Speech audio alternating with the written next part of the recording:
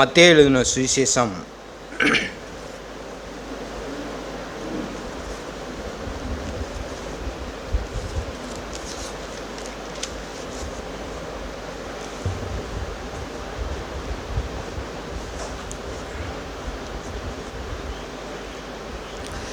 மத்தேயு எழுதின சுவிசேஷம் 3ஆம் அதிகாரம் 1 10 11வது வசனம் வரைக்கும் 10வது வசனம் வரைக்கும் நாம் வாசிக்கலாம். அந்நாட்களில் யோவான் ஸ்நானகன் யூதேயாவின் வனாந்தரத்தில் வந்து, மனம் திரும்புங்கள், பரலோக ராஜ்யம் சமீபத்திருக்கிறது என்று பிரசங்கம் பண்ணினான். கர்த்தருக்கு வழியை ஆயத்தப்படுத்துங்கள், அவருக்கு பாதையை செவ்வை பண்ணுங்கள் என்று வனாந்தரத்திலே கூப்பிடுகிறவனுடைய சத்தம் உண்டென்று ஏசாயா தீர்க்கதரிசினால் சொல்லப்பட்டவன் இவனே. இந்த யோவான் ஒட்டகமயிர் உடையை தரித்து தன் அறையில் வார்க்கச்சை கட்டி கொண்டிருந்தான். வெட்டுக்கிளியும் காட்டுத்தேனும் அவனுக்கு ஆகாரமாய் இருந்தது. அப்பொழுது எருசலேம் நகரத்தாரும் யூதேயா தேசத்தார் அனைவரும் யோர்தானுக்கு அடுத்து சுற்றுப்புறத்தார் யாவரும் அவனிடத்தில் போய் தங்கள் பாவங்களை அறிக்கையிட்டு யோர்தான் நதியில் அவனால் ஞானஸ்நானம் பெற்றார்கள். பரிசேயரிலும் சதுசேயரிலும் அநேக தன்னிடத்தில் ஞானஸ்நானம் பெறும்படி வருகிறதை அவன் கண்டு, விரியன் பாம்பு குட்டிகளே, வருங்கோபத்துக்கு தப்பித்து கொள்ள உங்களுக்கு வகை காட்டினவன் யார்? மனம் திரும்புதலுக்கு ஏற்ற கனிகளை கொடுங்கள். ஆபிரகாம் எங்களுக்கு தகப்பன் என்று உங்களுக்குள்ளே சொல்லிக்கொள்ள நினையாதிருங்கள். தேவன் இந்த கல்லுகளினாலே ஆபிரகாமுக்கு பிள்ளைகளை உண்டு பண்ண வல்லவராய் இருக்கிறார் என்று உங்களுக்கு சொல்கிறேன். இப்பொழுதே கோடாரியானது மரங்கள் வேரருகே வைக்கப்பட்டிருக்கிறது. ஆகையால் நல்ல கனி கொடாது இருக்கிற மரமெல்லாம் வெட்டுண்டு அக்கினியிலே போடப்படும். இந்த யோவான் ஸ்நானகனை குறித்து கிட்டத்தட்ட 450 ஆண்டுகளுக்கு முன்னதாகவே தீர்க்க தரிசனமாக ஏசாயா தீர்க்கதரிசியில் அவர் இப்படி வருவாங்க, வந்து கர்த்தருக்கு வழியை ஆயத்தப்படுத்துவாங்க அப்படின்னு சொல்லி ஏசாயா தீர்க்க தரிசனமாக சொல்லியிருக்காங்க.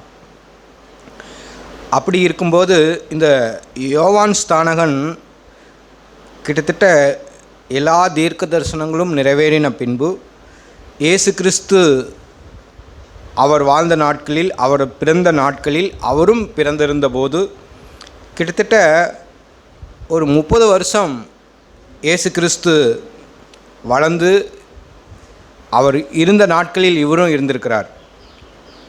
ஏறக்குறைய வயசெல்லாம் ஏறக்குறைய ஒன்றுதான் யோவான் ஸ்நானகனுக்கும் ஆண்டவருக்கும். அப்படி இருக்கும்போது இவர் 30 வருஷத்துக்கு அப்புறம் அவர் எழுந்து நின்று அந்த நாட்களில், எந்த நாட்களில்னா இயேசு கிறிஸ்து 30 வயசு நிரம்பினவராய் இருந்த நாட்களில், ஆண்டவர் அவரை ஊழியத்துக்கு அழைத்த நாட்களில், அவர் பிரசங்கம் பண்ண வரும்படி வரும் நாட்களில், அந்த நாட்களில் யோவான் ஸ்நானகன் யூதாவின் வனாந்தரத்திலே வந்து அவர் என்ன சொல்கிறார்னா, அவரிடத்தில் கூடி வந்த எல்லா ஜனங்களுக்கும், அவரை பார்க்க வந்த யோவான் ஸ்நானகன் ஒரு பெரிய தீர்க்கதரிசி, ஒரு பெரிய தேவனுடைய தாசன். அவருடைய ஆடையே வித்தியாசமாக இருந்தது. ஒட்டகமயிர் உடையை தரித்திருந்தார், வார்க்கச்சையை கட்டியிருந்தார். அவருக்கு உணவு வெட்டுக்கிளியும் காட்டுத்தேனும். இப்படி பார்க்கறதுக்கு வித்தியாசமாக இருந்தார். ஆகையால் அங்கே இருந்த யூதா, சமரியா, எருசலேம், இன்னும் யோர்தான், அந்த சுற்றுப்புறத்தில் இருக்கிற எல்லாரும் இப்படிப்பட்ட ஒரு வித்தியாசமான தீர்க்கதரிசி அப்படின்னு சொல்லி அவரை பார்க்க வருகிறாங்க. அவரை பார்க்க வந்த உடனே அவர் சொல்லுகிற செய்தி என்னென்னா, மனம் திரும்புங்கள், பரலோக ராஜ்யம் சமீபித்திருக்கிறது என்று பிரசங்கி பண்ணினான். மனம் திரும்புங்கள், உங்கள் வாழ்க்கையில் நீங்கள் மனம் திரும்புங்க, பாவத்திலிருந்து, உங்கள் பெருமையிலிருந்து நீங்கள் மனம் திரும்புங்கள் என்று சொல்லி அவன் மனம் திரும்புதலை குறித்து பிரசங்கித்தான். அது மட்டுமல்ல, 3வது வசனத்தில் வாசிக்கிறோம், கர்த்தருக்கு வழியை ஆயத்தப்படுத்துங்கள். ஒரு தேவாதி தேவன் ஆண்டவராக இயேசு கிறிஸ்து வருகிறார். உங்கள் வாழ்க்கையில் கர்த்தருக்கு வழியை ஆயத்தப்படுத்துங்க, அவருக்கு பாதையை செவ்வை பண்ணுங்க அப்படின்னு சொல்லி அவர் தன்னை ஒரு கூப்பிடுகிற சத்தமாய் ஜனங்களுக்கு அவன் பிரசங்கித்தான். இப்படி பிரசங்கித்த உடனே அங்கிருந்த யூதாயா, எருசலேம், இன்னும் யோர்தான் சுற்றுப்புறத்தார் எல்லாரும் அவர்கள் என்ன செய்தார் என்றால், தங்கள் வழிகளை ஆராய்ந்து பார்த்து, தங்கள் பாவங்களை உணர்ந்து, அவர்கள் இருதயத்தில் உணர்ந்து, அந்த பிரசங்கத்தை கேட்ட அவர்களுடைய இருதயத்தில் உணர்ந்து, இன்றைக்கும் கூட நம்முடைய வார்த்தையில், தேவனுடைய வார்த்தையில், தேவனுடைய தாசர்கள் பேசுகிற வார்த்தையில் நம்ம 2 காரியங்களை நம்ம செய்ய முடியும். ஒன்று நம்ம உணர்வடைகிறது, இன்னொன்று குற்ற மனசாட்சி. உணர்வடைகிறது தேவனுடைய சித்தம், குற்ற மனசாட்சி அடைவது அது பிசாசின் சத்தம். எப்பவுமே நம்முடைய வாழ்க்கையில் குற்ற மனசாட்சிக்கு இடம் கொடாமல் உணர்வடைந்து தேவனுடைய வார்த்தைக்கு நம்மளை நிதானித்து பார்த்து, நம்மளை சோதித்து பார்த்து, நாம் உணர்வடைந்து மனம் திரும்புதல், ஒரு நொறுங்குண்ட பணிந்த இருதயத்தோடு உணர்வடைதல். இந்த ஜனங்களுக்கு அவர் பிரசங்கித்த உடனே அவங்களுடைய மனதில் என்னாச்சுன்னா, ஒரு உடைக்கப்பட்ட இருதயத்தோடு, ஒரு நொறுங்குண்ட இருதயத்தோடு கூட அவங்க தங்கள் பாவங்களை அறிக்கையிட்டாங்க. 6வது வசனத்தில் வாசிக்கிறோம், தங்கள் பாவங்களை அறிக்கையிட்டு தங்களை பாவங்களை உணர்ந்து கொண்டாங்க. உணர்ந்து அவர்கள் மனம் திரும்பினாங்க. நம்முடைய வாழ்க்கையிலும் இப்படிப்பட்ட உணர்வடைதல் உண்டா? நம்முடைய இருதயம் உணர்வடையக்கூடிய, மனம் திரும்பக்கூடிய இப்படிப்பட்ட உணர்வுள்ள இருதயம் உண்டா?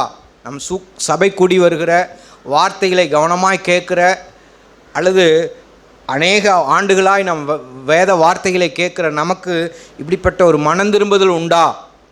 அல்லது மனம் திரும்புதல் எப்போவோ நடந்துட்டு அப்படின்னு சொல்லி அஜாக்கிரதையோடு நம்ம இருக்கிறோமா? ஆனால் அவங்க என்ன செய்தாங்கன்னா, அவங்க உணர்வடைந்தாங்க, அவங்கள தங்களை தாழ்த்தினாங்க, அவங்க உடைக்கப்பட்ட இருதயத்தோடு கூட தேவனுடைய வார்த்தையை அப்படியே ஏற்றுக்கொண்டாங்க. ஏற்றுக்கொண்டு அவர்கள் பாவங்களை அறிக்கையிட்டாங்க.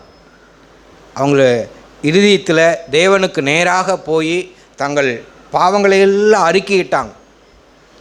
நம்ம வேத வாசனம் சொல்லுகிறது, நம் பாவங்களை நாம் அறிக்கையிட்டார் எல்லா பாவத்தையும் மன்னித்து எல்லா அநியாயத்தை நீக்கி நம்மை சுத்திகரிப்பதற்கு ஆண்டவருடைய இரத்தம், இயேசுவின் இரத்தம் உண்மையும் உத்தமமாக இருக்கிறது. இப்படி அவர்கள் அறிக்கையிட்டாங்க. அறிக்கையிட்டு ஞானஸ்தானம் பண்ணப்பட்டாங்க. அவர்களுக்குள்ள ஒரு இருதயங்களுக்குள்ள ஒரு மாற்றம் வருகிறது. இருதயத்துக்குள்ள ஒரு நல்ல ஒரு மனம் திரும்புதல் ஏற்படுது. இதை போல் நம்முடைய இருதயம் எப்படிப்பட்டது? நம்முடைய மனது எப்படிப்பட்டது? நாம் உண்மையாலுமே இருதயம் மனம் திரும்பக்கூடிய இருதயம் இருக்கா?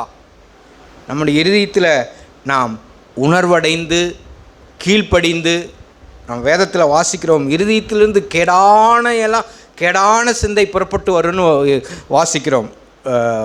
மார்க்கில் 7 நாம் வாசிக்கிறோம், 7ஆம் அதிகாரம். ஏன் நாம் மனம் திரும்பணும் அப்படின்னா, 7வது அதிகாரம் மார்க் 7ஆம் அதிகாரத்தில் நாம் வாசிக்கிறோம்.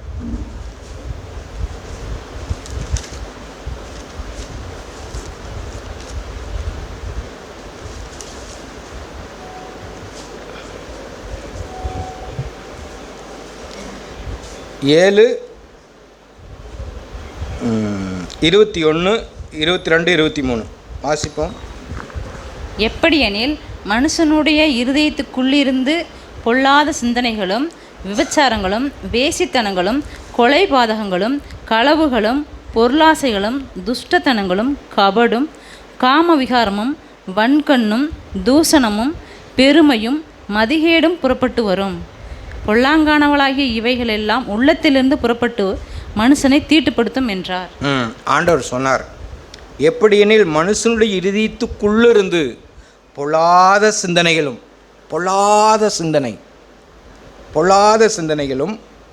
விபச்சாரங்களும், வேசித்தனங்களும், கொலைபாதகங்களும், களவுகளும், பொருளாசையும், துஷ்டத்தனங்களும், கபடும், காமவிகாரமும், வன்கண்ணும், தூசணமும், பெருமையும், மதிகேடும் புறப்பட்டு வரும். நம்முடைய இருதயத்தில் பெருமை இருக்கிறது எப்படி தெரியும்னா, ஒரு வார்த்தையால், ஒரு செயலால், எதை குறிச்சாவது ஒரு பெருமை. அது எப்படி வெளிப்படு அப்படின்னா, வார்த்தையால் வெளிப்பட்டுரும், ஒரு செயலால் வெளிப்பட்டுரும். இது போல் இதெல்லாம் எங்கே இருக்குன்னா, நம்முடைய இருதயத்தில் இருக்குது. அவர் சொல்ல சொல்ல, அந்த யோவான் ஸ்தானகன் பேசும்போது ஜனங்க இதையெல்லாம் உணர்வு அடைந்தாங்க. ஆண்டவரே, நான் ஒரு பெருமைக்காரனாக இருக்கேன், ஆண்டவரே, ஒரு விபச்சாரக்காரனாக இருக்க ஆண்டவரே, பொருளாசைக்காரனாக இருக்க ஆண்டவரே, நான் கபடுக்காரனாக இருக்க ஆண்டவரே, களவு செய்கிறவனாக இருக்க ஆண்டவரே, இன்னும் ஆண்டவரே நான் ஒரு வேசி கள்ளனாக இருக்க ஆண்டவரே, என்னுடைய இருதயத்தில் என்னுடைய மனதில் பொல்லாத சிந்தை உடையவனாக இருக்க ஆண்டவரே, ஆண்டவரே எங்களுக்கு உதவி செய்யும்னு சொல்லி அவங்க தங்களுடைய பாவங்களை அறிக்கையிட்டாங்க. தங்கள் இருதயத்தில் அவங்க உணர்வு அடைந்தாங்க. அவங்க அதையெல்லாம் அறிக்கையிட்டாங்க, உணர்வு அடைந்தாங்க. ஆண்டவர்கிட்ட அவங்க உணர்வடைந்து மனம் திரும்பி ஆண்டவரிடத்தில் அறிக்கையிட்டாங்க. இதுதான் எதுக்கு பொருள்படுதுன்னா, நல்ல இருதயத்துக்கு தேவன் ஒப்பிடுறார். நல்ல இருதயம் எப்படி இருக்கும்னா, உணர்வடைந்து மனம் திரும்பி பொறுமையோடு கூட பலன் கொடுக்கக்கூடிய இருதயம். அப்படிப்பட்ட அவங்க யாருன்னா சாதாரணமான ஜனங்களாக இருந்தாங்க.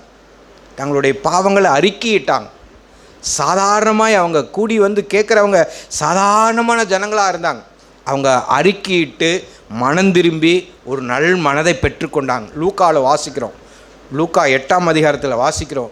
நல்ல இருதயம் எப்படி இருக்குன்னா, இப்படி சூழ்நிலையில் அது பொக்கிஷமாய் தேவனுடைய வார்த்தையை, தேவனுடைய வழிநடத்துதலை, தேவனுடைய அந்த உணர்த்துதலை அது கேட்டுக்கும், அது வாங்கிக்கும். அது எப்படின்னா, நாள்பட அதில் நிலைத்திருந்து உண்மையும் நன்மையான இருதயத்தில் அது பலன் கொடுக்கும். தேவனுடைய வார்த்தையை கேட்டாங்க. அவங்க பார்த்து, ஆண்டவரே நாங்கள் இப்படி இல்லையே ஆண்டவரே, இந்த பொருளாசையெல்லாம் எங்கள் இருதயத்தில் இருக்க ஆண்டவரே, இந்த பாவமெல்லாம் எங்களுக்குள்ளே இருக்கேன்னு சொல்லி அவங்க உணர்வடைந்து மனம் திரும்பி நலமான இருதயத்தை பெற்றாங்க, தாழ்மையை பெற்றாங்க, உணர்வு அடைந்தாங்க. இதுபோல் நம்முடைய இருதயத்தில், ஆண்டவரே நான் எதற்கு செவி கொடுக்குறேன், என்னுடைய இருதயம் எதுக்கு திறக்கப்படுது, எப்படி என் இருதயத்தை நான் பயன்படுத்துகிறேன், ஆண்டவரே என் இருதயம் செம்மையாக இருக்கட்டும், ஆண்டவரே செம்மையாக இருக்கட்டும், கர்த்தருக்கு வழியை ஆயத்தப்படுத்தட்டும். ஆண்டவர் நன்மையானதை என் வாழ்க்கையில் நடப்பிக்கும்படி நான் ஒப்பு கொடுக்கட்டும். ஆண்டவர் என் வாழ்க்கையை செம்மைப்படுத்தும்படி அவருடைய செம்மையான வழிகளுக்கு என் இருதயத்தை பக்குவப்படுத்தட்டும். ஆண்டவரே உம்முடைய நலமான விதை, வேத வசனம், வாழ்க்கை, இதெல்லாம் என் வாழ்க்கையில் உண்டாயிருக்கும்படி, நல்ல கனிகள் உண்டாயிருக்கும்படி என் இருதயத்தை பக்குவமாய் திறந்து கொடுக்கட்டும். நொறுக்கப்பட்டுட்டு ஆண்டவரே, உடைக்கப்பட்டுட்டு ஆண்டவரே, என் இருதயம் கல்லாக இருக்க வேண்டாம். 2 தான்.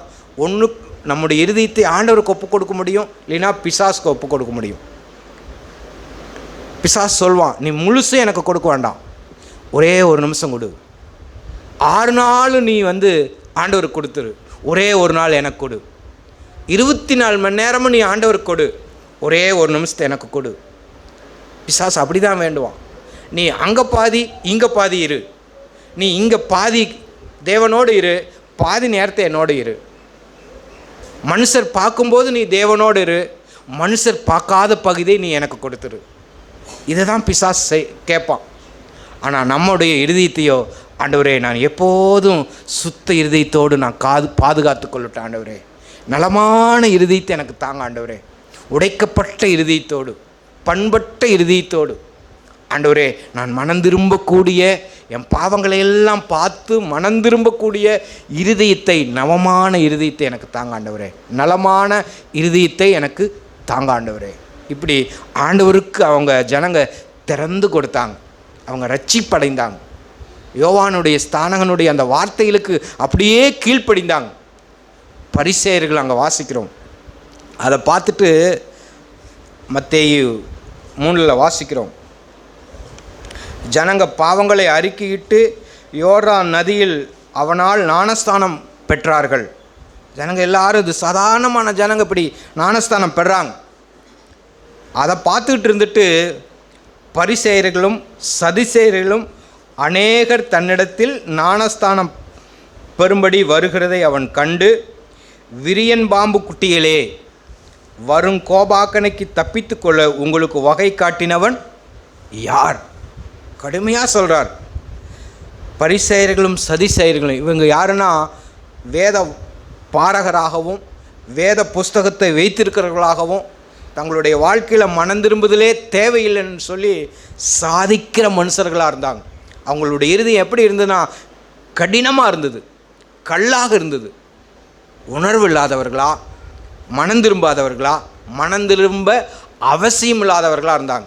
அவங்கள பார்த்து தான் ஆண்டவர் சொன்னார், பரிசேயர்களும் சதிசேயர்களும் அநேகர் தன்னிடத்தில் ஞானஸ்தானம் பெறுகிறதை வருகிறதை கண்டு நீங்கள் தேவனுடைய வேலையை, தேவனுடைய வார்த்தைகளை, தேவனுடைய அந்த நீதியை அவமாக்கலான்னு சொல்லி ஞானஸ்தானம் எடுக்க வருகிறீங்களா? விரியம்பாம்பு குட்டிகளே, வரும் கோபாக்கனைக்கு நீங்கள் எப்படி தப்பித்து கொள்வீங்க? கடினமாக சொன்னார். விரியம்பாம்பு குட்டிகளே என்றார். நீங்கள் மனம் திரும்புதலுக்கேற்ற கனிகளை கொடுங்க.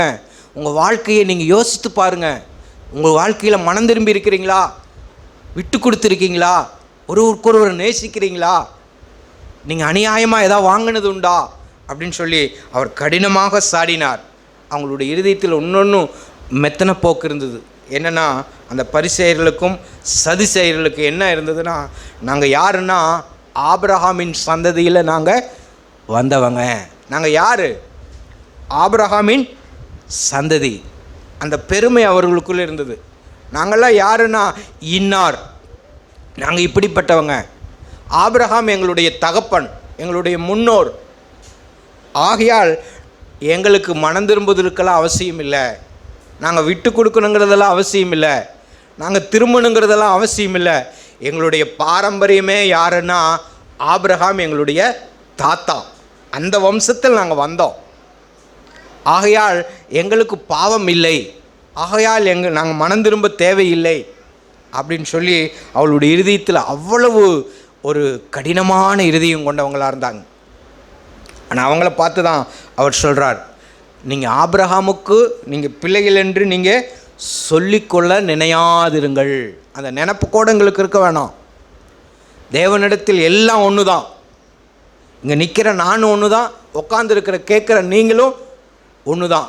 நெருப்புக்கிட்ட நான் எத்தனை வருஷமாக இருக்கேன், நெருப்பு எரியுதுன்னு வச்சுங்க. நெருப்புக்கிட்ட போய் நான் ரொம்ப வருஷமாக உன்னை பயன்படுத்துகிறேன், நீ என்னை சுடாதுன்னு சொன்னால் சுடாது இருக்குமா? அது பொசுக்கிடும். அது போல தான் தேவன். ஆண்டவரே, பேதுரு சொல்கிறார், தேவனுடைய நியாய தீர்ப்பு தேவனுடைய வீட்டில் துவங்கும் காலமாக இருக்கிறபடியால் அது முந்தி நம்மிடத்தில் துவங்கினால் சுவிசேஷத்துக்கு கீழ்ப்படியாதவர்களுடைய முடிவு என்னமா இருக்கும்? நீதிமான் ரட்சிக்கப்படுவதே அரிதானால் பாவியும் பக்தி இல்லாதவனும் எங்கே நிற்பான்? ஆபிரகாமின் மகனு நீ சொல்லிக்காத, சந்ததின்னு நீ சொல்லிக்காத. எல்லாருக்கும் ஒரே தீர்ப்பு தான், எல்லாருக்கும் ஒரே அக்கினி தான். தேவனிடத்தில் எந்த ஒரு பட்சபாதமே இல்லை, தேவனிடத்தில் எந்த ஒரு காரியமே இல்லை. ஆண்டவரே, நான் முன்னாடி நின்னாலும், பல வருடங்களாக உமக்கு முன்னாடி நின்னாலும் என் இருதயத்தில் அந்த மனம் திரும்புதல் இல்லை என்றால், தேவன் எல்லாரையும் ஒரே மாதிரி தான் அவர் பார்க்குறார். தேவனிடத்தில் பட்சபாதமே இல்லை. அவர் உண்மையுள்ளவர். அவர் எல்லாருக்கும் இரக்கம் செய்கிறவர். அதே சமயத்தில் எல்லாத்திலையும் கண்டிப்பாக இருக்கிறவர். அவர் ஒருபோதும் மாம்சீகமாக சாய்ந்து போகிறவர் அல்ல தேவன். ஆகையால் இங்கே சொல்கிறார், ஆபிரகாம் உங்களுக்கு தகப்பன் என்று ஆபிரகாமுக்கு பிள்ளைகள் என்று சொல்லி கொள்ளாதிருங்கள். இந்த கல்லில் கூட தேவன் ஆபிரகாமுக்கு ஒரு காரியத்தை, பிள்ளைகளை உண்டு பண்ண வல்லவராக இருக்கிறார். அப்போ நம்ம எவ்வளோ உணர வேண்டியதாக இருக்குது. ஆண்டவரே, நான் இல்லைன்னா யாரையோ, நான் இல்லைன்னா யாரையோ. ஆகையால் ஆண்டவரே, நான் எவ்வளவு நிர்பந்தமான மனுஷன் ஆண்டவரே, எவ்வளவு நான் உணரக்கூடிய மனுஷன் ஆண்டவரே. தகப்பனே, நீங்கள் இதுலேயும் காரியத்தை செய்ய வல்லமையுள்ளவராக இருக்கீங்க. ஆகையால் நான் எந்த காரணத்தையும் கொண்டு போக்கு சொல்லாமல் நான் மனம் திரும்பி அவங்க ஞானஸ்தானம் எடுத்தார்கள். ஆனால் இதில் பரிசேயர்களோ அவர்களுடைய இருதயத்தில், அவங்களுடைய நீதியில், அவங்களுடைய வம்ச வரலாறில் நம்பிக்கையாக இருந்தாங்க. இன்னும் கேடுண்டாக்க அவர்களுடைய இருதயம் கல்லாகவே மாறினது. தங்கள் பாவத்தை குறித்து, தங்கள் வாழ்க்கையை குறித்து அவங்க உணர்வில்லாதையே இருந்தாங்க. வாசிக்கிறோம் லூக்காவில், லூக்கா எழுதும் சுவிசேஷம்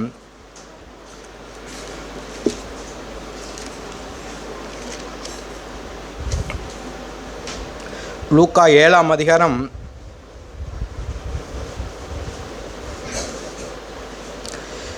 28 29:30. யோவானுடைய உபதேசத்தை கேட்ட ஆயக்காரர் முதலான சகல ஜனங்களும் அவனாலே ஞானஸ்நானம் பெற்று தேவன் நீதிபரர் என்று அறிக்கையிட்டார்கள். யோவானுடைய உபதேசத்தை கேட்ட ஆயக்காரர் அற்பமாக எண்ணுவாங்க, ஒதுக்கி வைப்பாங்க. அவங்க பாவிங்கன்னு நினச்சாங்க, வரிசையில் பண்ணுற அவங்கள பார்த்து அப்படி நினச்சாங்க. ஆயக்காரன் முதலான சகல ஜனங்களும் அவனாலே ஞானஸ்தானம் பெற்று தேவன் நீதிபரர்.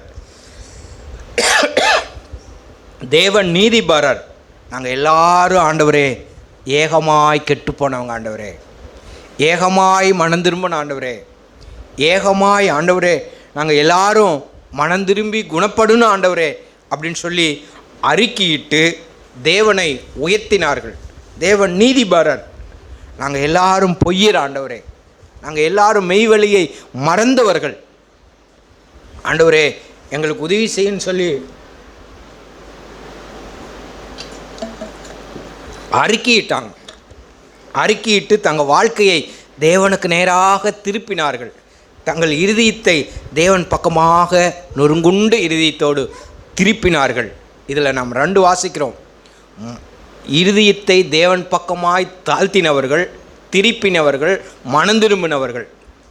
இன்னொரு பக்கம் தங்கள் இருதயத்தை தேவன் பக்கம் திருப்பாத கடின இருதயம் கொண்டவர்கள். 30வது வசனத்தில் வாசிக்கிறோம். பரிசேயரும் நியாய சாஸ்திரிகளுமோ அவரால் ஞானஸ்தானம் பெறாமல் தங்களுக்கு கேடு உண்டாக்க தேவனுடைய ஆலோசனைகளை தள்ளிவிட்டார்கள். அவர்களுடைய இருதயத்தில் கடினமாக்கினாங்க. தேவனுடைய ஆலோசனைகளை, தேவனுடைய ஞானத்தை, தேவனுடைய வார்த்தைகளை அவங்க தள்ளிட்டாங்க. இதெல்லாம் எங்களுக்கு இல்லை. இந்த ஆலோசனை, இந்த புத்திமதி, இந்த வார்த்தை, இந்த சத்தியம் எங்களுக்கெல்லாம் இல்லை. அவங்க காதால் கேட்டாங்க, கையில் பைபிளை வச்சுருந்தாங்க, ஆனால் இது எங்களுக்கு இல்லைன்னு சொல்லி தள்ளி போட்டாங்க. ஆனால் நம்முடைய வாழ்க்கையில் அப்படி நாம் தள்ள வேண்டாம் ஆண்டவரே.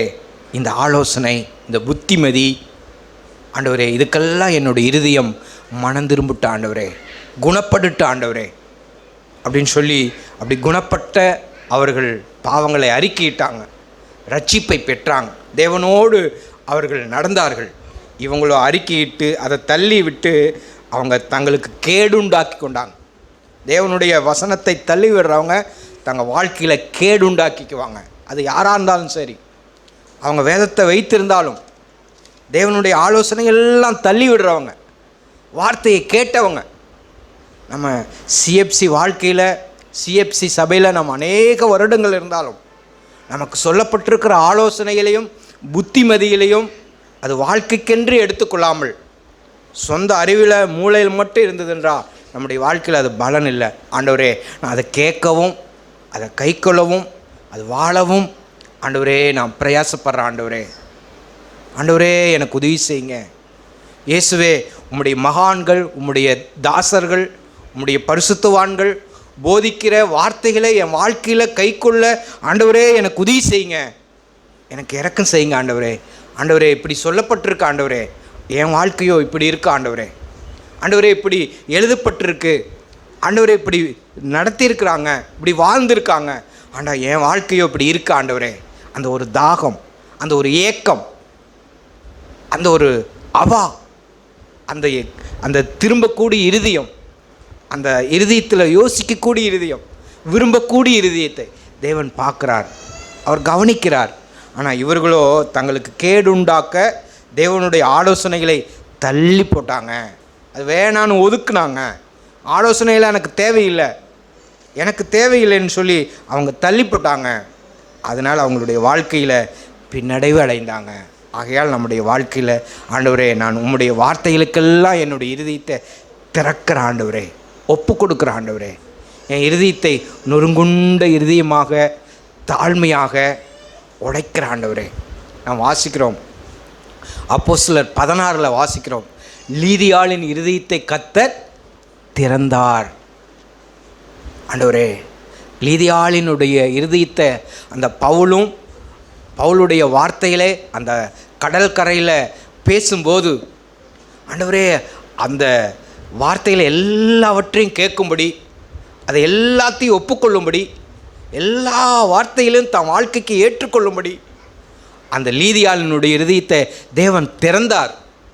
இது மாதிரி ஆண்டவரே சபையில் பேசுகிற தாசர்கள் பேசுகிற எல்லா வார்த்தைக்கும் ஆண்டவரே என்னுடைய இருதயம் திறக்கப்படணும். ஆண்டவரே எல்லா ஆலோசனையும் ஏற்றுக்கொள்ளக்கூடிய அந்த மனதை எனக்கும் தாங்க ஆண்டவரே. அதில் வாசிக்கிறோம், அப்போஸ்தலர் 16 தான் நான் வாசிக்கிறோம், 16-14 நினைக்கிறேன். நீங்கள் உங்கள் வீடுகளில் வாசிச்சு பாருங்கள். லீதியாளுடைய இருதயத்தை தேவன் திறந்தார். ஆண்டவரே உம்முடைய ஆலோசனைக்கெல்லாம் என்னுடைய இருதயம் திறக்கப்பட்டுட்டோம் ஆண்டவரே. உம்முடைய புத்திமதிக்கெல்லாம் என்னுடைய இருதயம் திறக்கப்படணும் ஆண்டவரே. என்னுடைய இருதயம் கல்லாக இருக்கக்கூடாது ஆண்டவரே. ஒரு கடினமான இருதயமாக இருக்கக்கூடாது ஆண்டவரே. கேட்டும் கேட்காத மாதிரி, சொல்லியும் சொல்லாத மாதிரி ஆண்டவரே அப்படி இருக்கக்கூடாது.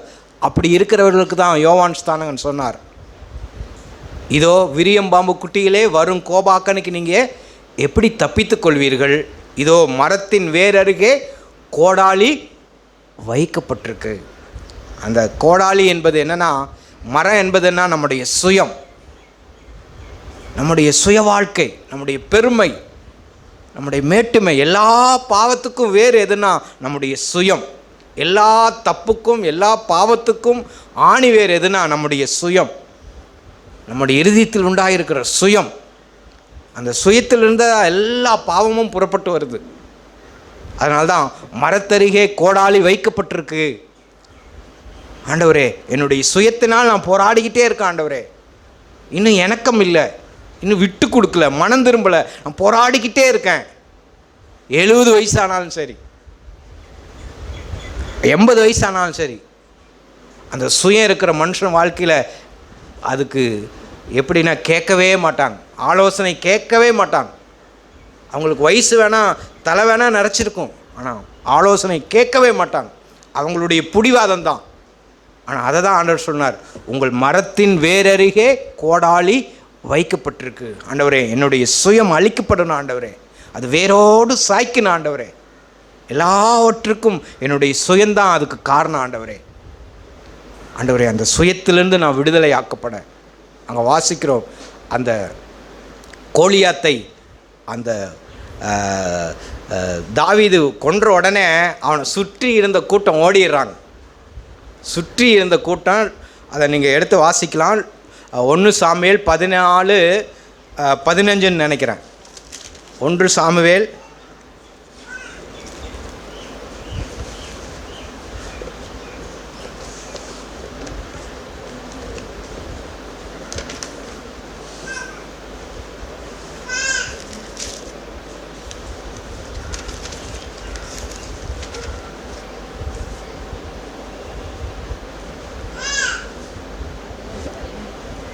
1 சாமுவேல் 30ங்களா அந்த வசனம், 17:51. ஆகையால் தாவீது பெலிஸ்தனன் அண்டையில் ஓடி அவன் மேல் 50லேருந்தே வாசிக்கலாம். இவ்விதமாய் தாவீது ஒரு கவணிலும் ஒரு கல்லினாலும் பெலிஸ்தானை மேற்கொண்டு அவனை மடங்கடித்து அவனை கொன்று போட்டான். தாவீதின் கையில் பட்டயம் இல்லாதிருந்தது. ஆகையினால் தாவீது பெலிஸ்தான் அண்டையில் ஓடி அவன் மேல் நின்று அவன் பட்டயத்தை எடுத்து அதை அதன் உரையிலிருந்து உருவி அவனை கொன்று அதனால் அவன் தலையை வெட்டி போட்டான். அப்பொழுது தங்கள் வீரன் செத்துப்போனான் என்று பெலிஸ்தார் கண்டு ஓடி போனார்கள். அந்த ஒரு பெலிஸ்தான் கொன்ன உடனே எல்லா பெலிஸ்தார்களும் அந்த கூட்டமே ஓடி போகுது. இது போல தான் நம்முடைய சுயம். ஆண்டவரே என்னுடைய சுயம் ஆகிய அந்த வேர், ஆணி வேர் எப்போவெல்லாம் சாகடிக்கிறோமோ, எப்போவெல்லாம் சிலுவைக்கு ஒப்பு கொடுக்குறோமோ, அந்த வேரில் நம்ம எப்போவெல்லாம் கோடாலி விடுதோ, கோடாலி தேவனுடைய வார்த்தை, இருபுறமும் கருக்குள்ள பட்டயம், அது எப்போவெல்லாம் நம்முடைய இருதயத்தை பிளக்குதோ அப்போல்லாம் ஒரு நொறுங்குண்ட இருதயம், பணிந்த இருதயம், ஒப்புக்கொள்கிற இருதயம், விட்டு கொடுக்கிற இருதயம், தன்னை தாழ்த்தக்கூடிய இருதயம், மனதை நம்மை நொறுங்குண்ட இருதயம். இப்படி அங்கே இருந்த எல்லா கூட்டமும் ஓடிட்டு, இது போல் நம்முடைய வாழ்க்கையில் ஆண்டவரே என்னுடைய சுயத்துக்கு உம்முடைய கோடாரி, உம்முடைய வசனம், உம்முடைய வார்த்தை, உம்முடைய எச்சரிப்பு ஆண்டவரே விழுகிட்ட ஆண்டவரே, என் இருதயத்தை பிளக்கிட்ட ஆண்டவரே, சுக்குநூறாக உடைக்கிட்ட ஆண்டவரே. அங்கே பிரசங்கித்த உடனே யோவான் ஸ்தானகன் பிரசங்கித்த உடனே எல்லாரும் உணர்வு அடைந்தாங்க. ஆண்டவரே அப்படிப்பட்ட இருதயம் எனக்கு தாங்க ஆண்டவரே. எத்தனையோ ஆண்டுகள் வேதத்தை வாசித்திருந்தாலும் ஆண்டவரே உம்முடைய வேத வார்த்தையில் இருக்கிற எச்சரிப்பை எனக்குன்னு எடுத்துக்கொள்ளட்டும் ஆண்டவரே, என் வாழ்க்கைக்குன்னு எடுத்துக்கொள்ளட்டும் ஆண்டவரே. ஆண்டவரே உதவி செய்யுங்க. நான் எத்தனையோ வார்த்தை நாம் பெற்றிருந்தாலும் ஆண்டவரே நான் எனக்குன்னு எடுத்துக்கொள்ளட்டும் ஆண்டவரே. தகப்பனே எனக்கு தனிப்பட்ட முறையில் ஆண்டவரே நீங்கள் எனக்கு உணர்த்துங்க, என்னோடு பேசுங்க. நம் கூடி வருகிற நம்ம ஒவ்வொருவருக்கும் இயேசுவோடு உங்களுக்கு தனிப்பட்ட உறவு உண்டா? தனிப்பட்ட விதத்தில் தேவனை நீங்கள் தேடுகிறது உண்டா? நீங்கள் மனம் திரும்பினது உண்டா? தேவனை நீங்கள் கிட்டி சேருவது உண்டா? அப்படி நீங்கள் உங்கள் தனிப்பட்ட வாழ்க்கையை நீங்கள் சூர்தூக்கி பார்த்து ஆண்டவரிடத்தில் உங்களுடைய இருதயத்தை திருப்பும்படி நான் கேட்குறேன். அப்படி திருப்பிட்டா ஆண்டவர் உங்களுடைய வாழ்க்கையில், என்னுடைய வாழ்க்கையில் ஒரு பெரிய மாற்றத்தை உண்டு பண்ணுவார். நாம் சத்தியத்தில் நாம் நிலைத்திருப்போம். நம்முடைய வாழ்க்கை மென்மேலும் தேவனோடு கூட நெருங்கி ஜீவிக்கும். நம்முடைய சுய வாழ்க்கையில் நாம் மரிக்கும்போது, பரிசுத்த ஆவியானவருக்கு நம்ம ஒப்புக் கொடுக்கும்போது, அங்கே தேவனுடைய பட்டயம், தேவனுடைய அந்த வல்லமை வார்த்தை நம்மளை ஒவ்வொரு நாளும் சுத்திகரிக்கும், நம்மளை கழுவும், நம்மளை கிறிஸ்து இயேசுவுக்கு நேராக நம்மளை நடத்தும். அப்படி இல்லை என்றால் நம்முடைய இருதயம் எப்படின்னா கல்லாகவும், நம்முடைய இருதயம் நொறுங்காத இருதயமாகவும், மனம் திரும்ப அவசியமில்லாத ஒரு மனுஷனாய் நாம் மாறிடுவோம். அப்படி நாம் இருக்க வேண்டாம். ஆண்டவரே ஒவ்வொரு நாளும் என் நிலைமையை பார்க்கட்டும் ஆண்டவரே, என் இருதயத்தை கழுவிக்கொள்கிற ஆண்டவரே, என் பாவத்தை சுத்திகரித்து கொள்கிற ஆண்டவரே, என் இருதயத்தில் உண்டாயிருக்கிற எல்லா அறையிலும் பரிசுத்த ஆவியானவரே நீங்கள் வாங்க ஆண்டவரே. எல்லா அறையும் ஒரு அறைகோட பூட்டப்பட வேணாம் ஆண்டவரே, ஒரு அறைகோட மறைக்கப்பட வேணாம் ஆண்டவரே. நீங்கள் எல்லா அறையிலும் வந்து நீங்கள் என்னில் பிரகாசிங்க ஆண்டவரே அப்படின்னு சொல்லி நம்மை நாமே ஒப்புக் கொடுப்போம். தேவன் நமக்கு உதவி செய்வாராக. ஆமீன்.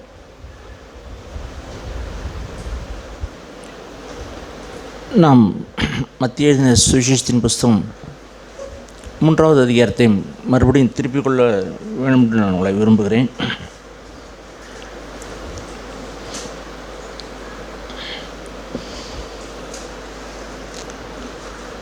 மனுஷர்கள் இந்த பூமியிலே ஆதாமிடத்திலிருந்து எல்லா மனு குல வர்க்கமும் ஆதாமிலிருந்து தான் உருவானவர்கள். இந்த ஆதாமுடைய சுபாவம், அவனுடைய சுயநலமும் பெருமையும் தான் அவனை ஆண்டது. சுயநலமும் பெருமையும் தான் அந்த ஆதாமை ஆண்டது. இந்த ஆதாமுடைய சுபாவத்தை பெற்றவள் தான் இந்த முழு மனு குல வர்க்கமும். இந்த ஆதாமுடைய சுயநலமும் பெருமையும் பெற்ற அந்த மனுஷர்கள்.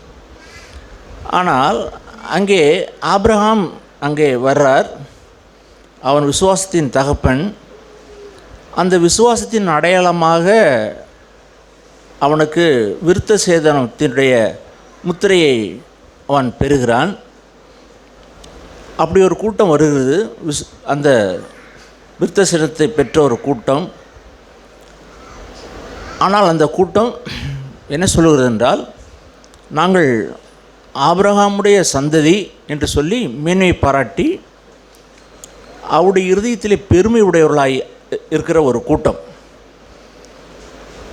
தேவன் எந்த நோக்கத்துக்காக ஒரு காரியங்களை செய்ய சொல்லுகிறாரோ அந்த நோக்கம் நிறைவேறாமல் எப்பொழுதுமே அந்த நோக்கம் மறைக்கப்பட்டு அது சடங்கு சம்பிரதாயம் வழக்கமாய் மாறிவிடுகிறது.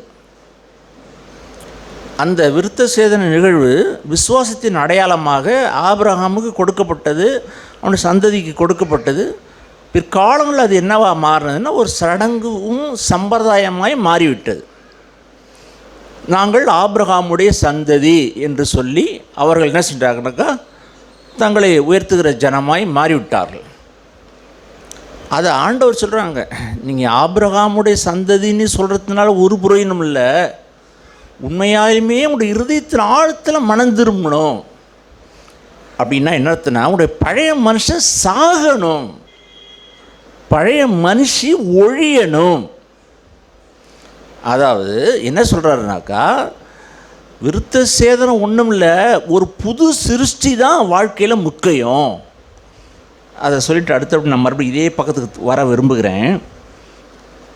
நம்ம கலாத்தியரின் நிருபத்தை நான் திருப்பிக் கொள்வோம். கலாத்தியரின் நிருபம் 6ஆம் அதிகாரம் கலாத்தியரின் புஸ்தகம் 6ஆம் அதிகாரம் 15வது வசனம் வாசிங்க. கலாத்தியரின் புஸ்தகம் 6ஆம் அதிகாரம் 15வது வசனம். கலாத்தியரின் புஸ்தகம் 6வது அதிகாரம் 15வது வசனம். நீங்கள் ஒருவரை ஒருவர் கடித்து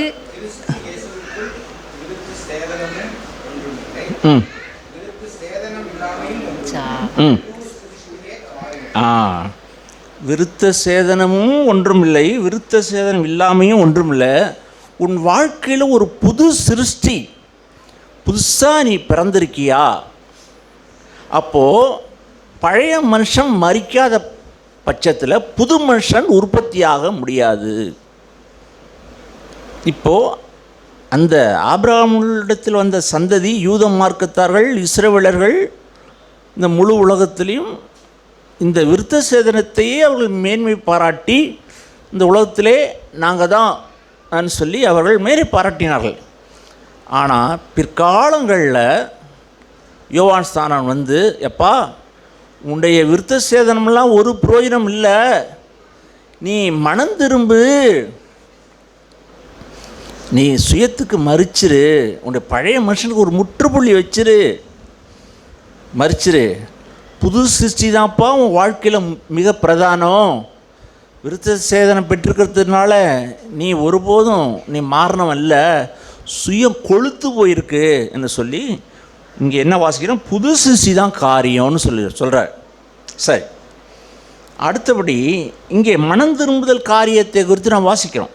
இப்போ வாசித்த அதே பகுதியில் ஆதாமுடைய சுபாவமுடைய மனிதர் எல்லாருமே சுயநலமும் பெருமையும் கொண்டவர்களாக இருக்கிறபடினால் எப்பொழுதுமே அவர்களுடைய வாழ்க்கையில் இந்த பெருமையும் சுயநலம் கொண்ட மனுஷனை சரி பண்ணவே முடியாது. யாரை? இந்த பழைய ஆதாமை சரி பண்ணவே முடியாது.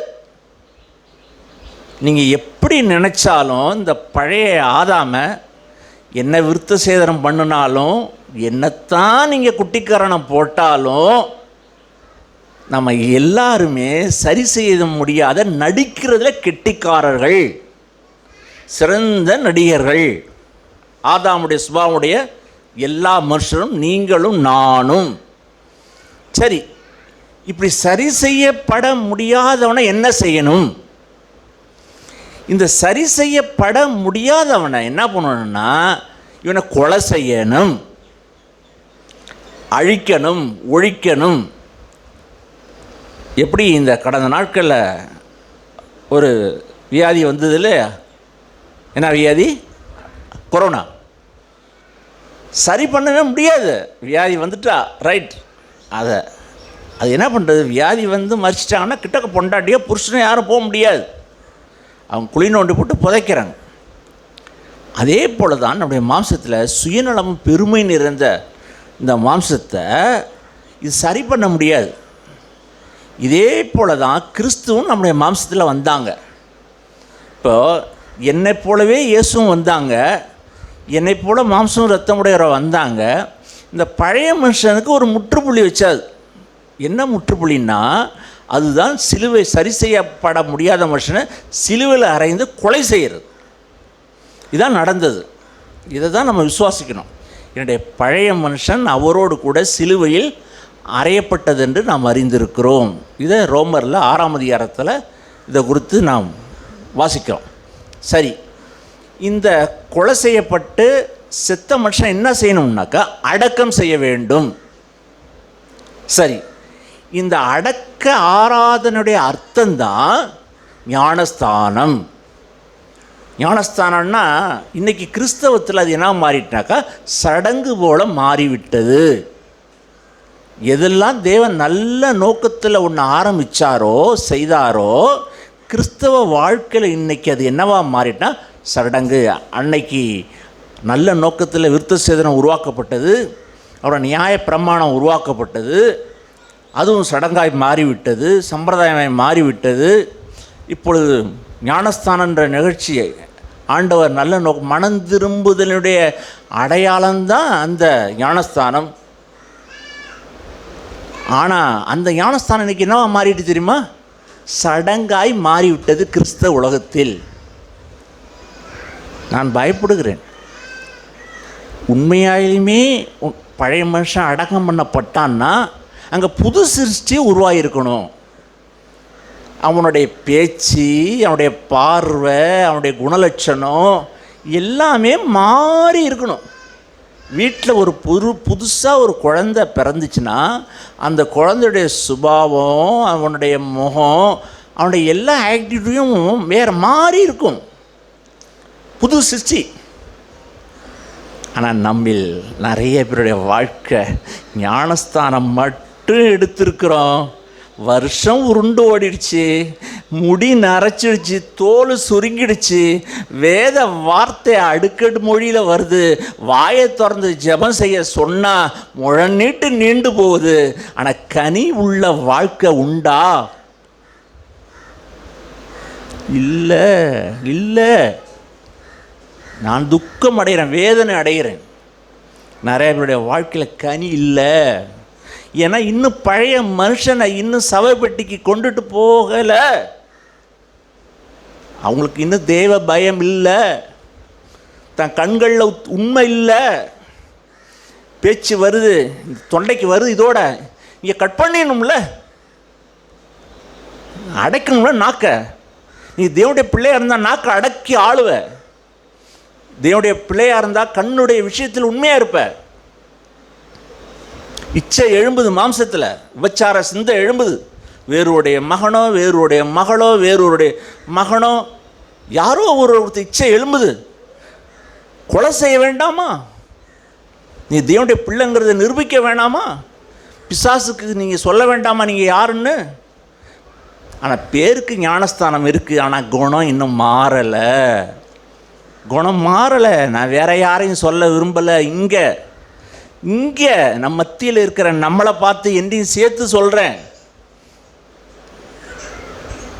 மனம் திரும்புதலுடைய நோக்கம் என்ன தெரியுமா?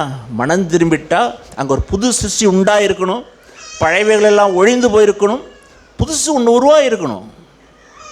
இதைத்தான் அந்த யோவான் ஸ்நானகன் அவர் சொன்னது. மனம் திரும்பு, வாழ்க்கையில் மனம் திரும்பு. மனம் திரும்புகிற வாழ்க்கையில் ஒரு நாளில் முடிகிற காரியம் இல்லை.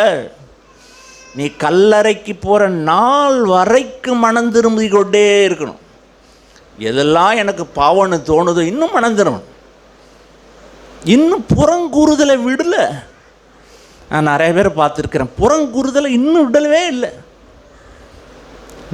நாக்க வாயை திறந்தாங்கன்னா மூடுறதுக்கு மனசே இல்லை அவங்களுக்கு. கொஞ்சம் கூட இருதயத்தில் தேவ பயமே இல்லை.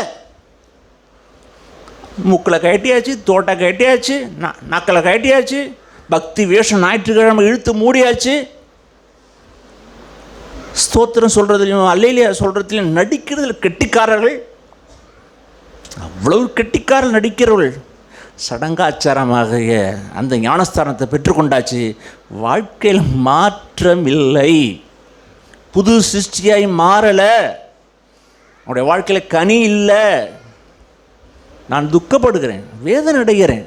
ஆண்டவரே, இவ்வளவு கேவலமாக இருக்கிறாங்களே, இவ்வளவு கேவலமாக இருக்க. நாக்க அடக்கலையே இவங்க. சாடை பேச்சு இன்னும் பேசுறது, ஒரு கொடுத்து டபுள் அர்த்தம் உள்ள வார்த்தைகளை பேசுறது, குத்தலான வார்த்தைகளை பேசுறது, உட்கார்ந்து கவலைப்படுறது, இதெல்லாம் என்ன?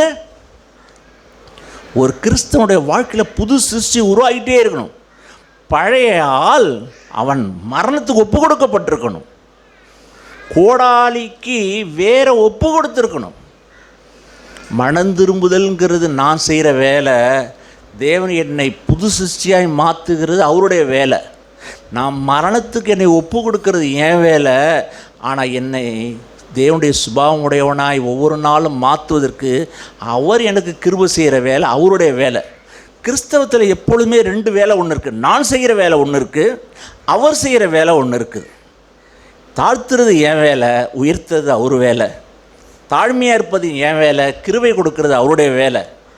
விட்டு கொடுக்கறது என் வேலை, என்னை அபரிதமாய் ஆசீர்வதிக்கிறது அவருடைய வேலை. போராடாத இருக்கிறது என் வேலை, அவர் அபரிதமாய் என் வாழ்க்கையில் ஆசீர்வதிக்கிறது அவருடைய வேலை. எப்பொழுதுமே கிறிஸ்தவ வாழ்க்கையில் நான் ஒன்று செய்யணும், அவர் ஒன்று செய்யணும். நான் ஒன்று செய்கிறது, அவர் ஒன்று செய்கிறது. அப்போ மனம் திரும்புதல் என்ற ஒரு வாழ்க்கை நான் என்னுடைய வாழ்க்கையிலிருந்து ஆரம்பிக்கிற ஒரு காரியம். புது சிருஷ்டியாக்குறது தேவன் நம்முடைய வாழ்க்கையில் தன்னுடைய கிருபையினாலே, வல்லமையினாலே, அபிஷேகத்தாலே என்னை ஆசீர்வதிக்கிறது அவருடைய வேலை. அவர் என்னை ஆசீர்வதிப்புக்கு ஆயத்தமாக தான் இருக்கிறார். என்னுடைய அந்த பாத்திரத்தை நான் நிமிர்த்து வைக்காத பட்சத்தில் அவர் எப்படி என்னை ஆசீர்வதிக்க முடியும்? மழை சோன்னு பேஞ்சிட்டு தான் இருக்குது, ஆனால் பாத்திரம் நிமிர வேண்டாமா? பாத்திரம் நிமிர்ந்து வாயை திறந்திருந்தால் தானே இந்த வானத்தின் மழையினால் அந்த பாத்திரம் நிரம்பப்படும். நம்மில் அநேகர் இன்னும் மனம் திரும்பவில்லை. ஆனால் ஞானஸ்தானம் எடுத்தாச்சு. அந்த ஞானஸ்தானம் என்ன செஞ்சிருக்கணும் தெரியுமா? உங்களை மரணத்துக்குள்ளாய் நடத்தி இருக்க வேண்டும். வேதாகமம் பூராவும் இந்த செய்தி தான் சொல்லுது. மனம் திரும்பினு ஞானஸ்தானம். ஞானஸ்தானுடைய அர்த்தம் என்ன? பழைய மனுஷனுக்கு ஒரு முற்றுப்புள்ளி வச்சாச்சு. நான் இங்கே உட்கார்ந்துருக்கிற ஒவ்வொருவரையும் தனித்தனியாய் கேட்க விரும்புகிறேன். நீங்கள் கிறிஸ்துவுக்குள் ஞானஸ்தானம் பெற்ற உங்கள் ஒவ்வொருவரையும் பழைய மனுஷன் மரித்து விட்டானா, இல்லை மரித்து கொண்டு இருக்கிறானா, இல்லை அவனை குறித்து கவலையிட்டு இருக்கிறீர்களா? நான் பயப்படுகிறேன். பிசாசு எப்பொழுதுமே தேவன் உன்னை உண்டு பண்ணினான்னா அதுக்கு டூப்ளிகேட்டை உண்டு பண்ணது பிசாசுடைய தந்திரம். பிசாசு பக்கா கில்லாடி. பிசாசு தேவன் தான் விருத்த சேரத்தை உண்டு பண்ணினார், அதை டூப்ளிகேட்டாக மாற்றி விட்டான். நியாயப்பிரமாணத்தை தேவன் நியமித்தார், ஆனால் மனுஷன் அதை தமக்கு சாதகமாக்கி கொண்டான். அதே போல் கிறிஸ்தவம் தேவன் நியமித்தார் மனம் திரும்புதலும் ஞானஸ்தானமும். ஆனால் இன்றைக்கு இருக்கிற காலகட்டத்தில் மனம் திரும்புதல் இல்லை, ஆனால் ஞானஸ்தானம் இருக்கிறது. இன்றைக்கி இருக்கிற கிறிஸ்தவத்தில் மனம் திரும்புதல் இல்லை, ஞானஸ்தானம் இருக்கிறது. இது வஞ்சிக்கப்படக்கூடிய ஒரு காரியம். ஆகையினால் ஞானஸ்தானம் முக்கியம். அது எதனுடைய அர்த்தம்? நான் மறிச்சிட்டான் ஒரு மனுஷன், அவனை அடக்கம் பண்ணணும். அதுதான் ஞானஸ்தானத்துடைய அர்த்தம். இயேசு சொன்னது. இன்றைக்கி சடங்காய் சம்பிரதாயமாய் மாறிவிட்டது. நான் பயப்படுகிறேன். அருமையான தேவனுடைய பிள்ளைகளே, நான் வாழ்ந்த நாட்களில் புது சிருஷ்டியே காரியம். ஆகையினால் அந்த மரம், கசப்பு, வைராக்கியம், கோபம் இருந்த ஒரு காலத்தில். ஆனால் இப்போது அன்பு, சந்தோஷம், சமாதானம், பொறுமை, நீடிய தயவு, நற்குணம், அந்த ரெண்டாவது மனுஷனுடைய சுபாவம் அதுதான் இயேசுனுடைய நல்ல சுபாவம். கலாத்தியரின் புஸ்தகத்தை மறுபடியும் நான் திருப்பிக் கொள்வோம். கலாத்தியரின் புஸ்தகத்தில் 5ஆம் அதிகாரத்தில், கலாத்தியரின் புஸ்தகம் 5ஆம் அதிகாரத்தில் மாம்சத்துடைய குணலட்சணத்தை குறித்து 19வது வசனம், 20வது வசனம், 21வது வசனம் சொல்லுகிறது. அதாவது ஆதாமுடைய சுபாவம், மனம் திரும்பாதவருடைய சுபாவம் என்னென்ன சொல்லப்பட்டிருக்குது? 19 வாசிங்க, 19, 20, 21 வாசிங்க. மாம்சத்தின் கிரியைகள் வெளியரங்கமாய் இருக்கின்றன. அவையாவன: விபச்சாரம், வேசித்தனம், அசுத்தம், காமவிகாரம், விக்கிரகாராதனை, பில்லிசூனியம், பகைகள், விரோதங்கள், வைராக்கியங்கள், கோபங்கள், சண்டைகள், திருவினைகள், மார்க்க பேதங்கள், பொறாமைகள், கொலைகள், வெறிகள், களியாட்டுகள் முதலானவைகளே. இப்படிப்பட்டவைகளை செய்கிறவர்கள் தேவனுடைய ராஜ்யத்தை சுதந்திரிப்பதில்லை என்று முன்னே நான் சொன்னது போல இப்பொழுதும் உங்களுக்கு சொல்கிறேன். இது யாருடைய குணலட்சணம்னா ஆதாமுடைய சுபாவம். இது உங்களுடைய என்னுடைய சுபாவம் இல்லை, நம்ம ஆதாம்கிட்டேருந்து பெற்றுக்கொண்டது தான் இது. சில அப்பா அம்மாள்கிட்ட பரம்பரையாக சில வியாதி அப்படியே தொத்தி வந்துகிட்டே இருக்கும். டாக்டர் கேட்பாங்க, இது உங்கள் அம்மாவுக்கு இருந்ததா உங்கள் தாத்தாவுக்கு இருந்ததான்னு கேட்பார். சில வியாதி, இந்த கோபம், வைராக்கியம், பொறாமை, போட்டி, இதெல்லாம் யார் தெரியுமா? நம்ம முன்னோடி இருந்த அப்பா அம்மா ஆதாம் ஏவாள்கிட்ட இருந்து நீங்களும் நானும் கேட்காமே அது வந்துடும். நீ கேட்கலாம் வேண்டாம். தீமையை எப்பொழுதுமே நீங்கள் வான்னு வரவேற்கவும் வேண்டாம், கேட்கவும் வேண்டாம். ஆட்டோமேட்டிக்காக அது வந்துடும். உயிரோடு இருக்கிற நாள் வரைக்கும் அது தொத்திக்கிட்டே வந்துடும். யார் இப்போ மறிக்கிறார்களோ அத்தோடு தான் அந்த வியாதி எப்பொழுது கட்டாகும். அதை தான் சொல்கிறார், மறிக்கிற வாழ்க்கை, கிறிஸ்துவோடு கூட மறிக்கிற வாழ்க்கை. நான் மறிச்சிட்டேன் ஆண்டவரே, என்னை ஒப்பு கொடுத்துட்டேன் ஆண்டவரே. அது என்னால் முடியாது தான், ஆனால் என்னுடைய பழைய மனுஷன் அவரோடு கூட சிலுவையில் அறையப்பட்டது அறிந்து. வேதம் பூராவும் ரகசியங்களால் நிரம்பி இருக்கிறது. இந்த ரகசியத்தை அறியும்படி தேவன் நம்முடைய கண்களை திறப்பாராக. பழைய மனுஷனை சரி செய்யவே முடியாது. அவனை ஆதாம நீங்கள் எத்தனை தரவனை சோப்பு போட்டு குளிப்பாட்டிக்கு என்னத்தான் பண்ணாலும் அவன் புதுசாக மாறவே முடியாது. அவன் சாகணும். பழைய மனுஷன் சாகணும், புது சிருஷ்டி உருவாகணும்.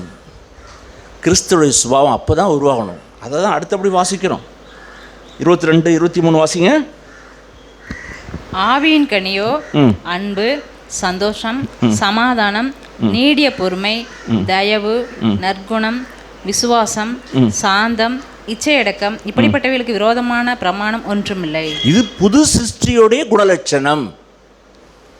புது சிருஷ்டியுடைய குணலட்சணம் இது. இயேசு கிறிஸ்துடைய சுபாவம், இயேசு கிறிஸ்துடைய சாயல் பெற்ற சுபாவம்.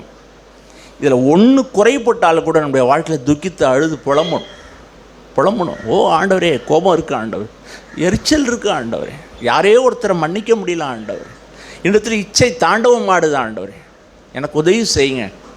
தம்மிடத்தில் வருகிறவர்களை அவர் ஒருபோதும் புறம்பே தள்ளாத நல்ல தேவன். உண்மையாலேயே எனக்கு பாவத்தின் மேலே ஒரு வெறுப்பு இருக்குமானால் தேவன் தம்முடைய வல்லமையை அனுப்பி அந்த பாவத்திலிருந்து எனக்கு விடுதலை கொடுப்பார். நான் பார்த்துருக்கிறேன் என்னுடைய வாழ்க்கையில்.